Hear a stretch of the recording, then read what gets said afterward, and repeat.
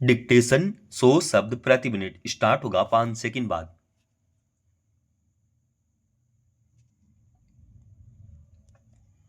Start. मौजूदा दौर में दुनिया भर में भू राजनीति के स्वरूप में जिस तेजी से उतार चढ़ाव देखे जा रहे हैं, उसमें सभी देशों के सामने अपने भविष्य और विकास की राह सुरक्षित रखने की चुनौती दिख रही है।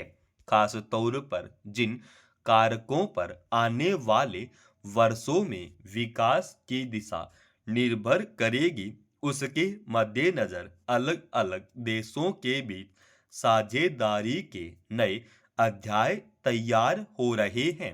विकल्प की राह खोजी जा रही है। भारत और ब्राजील के बीच हुए समझौते को इसी की एक कड़ी के रूप में देखा जा सकता है, जिसमें मुख्य रूप से उन बिंदुओं पर सहमति बनी है जिसमें सहयोग के क्षेत्र में विकल्प के नए रास्ते तैयार हों। आज दुनिया भर में यह चिंता सतह पर देखी जा रही है कि आने वाले वर्षों में विकास का आधार बनने वाले अहम कारकों को लेकर कैसे एक नई आपूर्ति श्रृंखला बनाई जाए। भारत ब्राजील के बीच हुआ समझौता इसी संदर्भ में महत्वपूर्ण हो जाता है कि इसके जरिए दोनों को अन्य मजबूत देशों पर निर्भरता कम करने में मदद मिलेगी। गौरतलब है कि इस समझौते में अगले 5 वर्षों में द्विपक्षीय व्यापार को 20 अरब डॉलर से ज्यादा करने का लक्ष्य रखा गया है। इसे एक मजबूत आपूर्ति श्रृंखला बनाने की दिशा में काफी महत्वपूर्ण कदम माना जा रहा है। समझौते में सबसे अहम सहमति दुर्लभ खनिजों और भू धातुओं को लेकर बनी है, जो आने वाले वर्षों में समूची दुनिया में विकास के सबसे अहम कारक बनने वाले हैं। इससे तकनीक के क्षेत्र में आदान प्रदान, नई संभावनाओं की खोज, अनुसंधान और विकास को बढ़ावा मिलेगा। यह जगजाहिर तथ्य है कि आज लिथियम और कोबाल्ट जैसे अन्य दुर्लभ खनिज तथा भू धातु विकास के संचालक तत्व बन रहे हैं। वैश्विक स्तर पर जिस तरह इलेक्ट्रिक वाहनों, ऊर्जा क्षेत्र, आधुनिक रक्षा उपकरणों के निर्माण और रोबोटिक्स उत्पादन के क्षेत्र में सभी देश अपनी स्थिति मजबूत करना चाहते हैं और इस संबंध में ज्यादा बेहतर अवसरों की तलाश में है।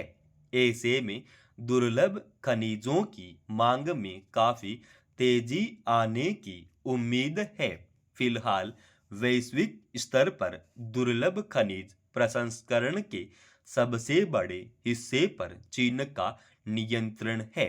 भारत ब्राजील के बीच हुए समझौते का एक मुख्य उद्देश्य आधुनिक उद्योग और तकनीक के लिए आवश्यक सामग्री की दीर्घकालिक आपूर्ति सुनिश्चित करना है और साथ ही इस क्षेत्र के प्रमुख आपूर्तिकर्ता और खासतौर पर चीन पर निर्भरता को कम करना है। भारत के लिए यह समझौता इसलिए महत्वपूर्ण है कि ब्राजील को चीन के बाद दुर्लभ खनिजों से समृद्ध दुनिया का दूसरा सबसे बड़ा देश माना जाता है। ब्राजील के साथ नए करार के बाद भारत को इन खनिजों को सीधे हासिल करने में मदद मिलेगी। इसके अलावा सूक्ष्म, लघु और मध्यम उद्यमों को लेकर एक सहमति बनी है। इसका असर छोटे कारोबारियों पर भी पड़ेगा और उन्हें नई तकनीकों के साथ साथ ब्राजील के बाजार और उसकी नीतियों के अनुकूल अपना रुख तय करने का मौका मिलेगा। साथ ही स्वास्थ्य, शिक्षा और डिजिटल क्षेत्र में विकास के अन्य अहम बिंदुओं पर भी सहयोग के नए आयाम खुले हैं।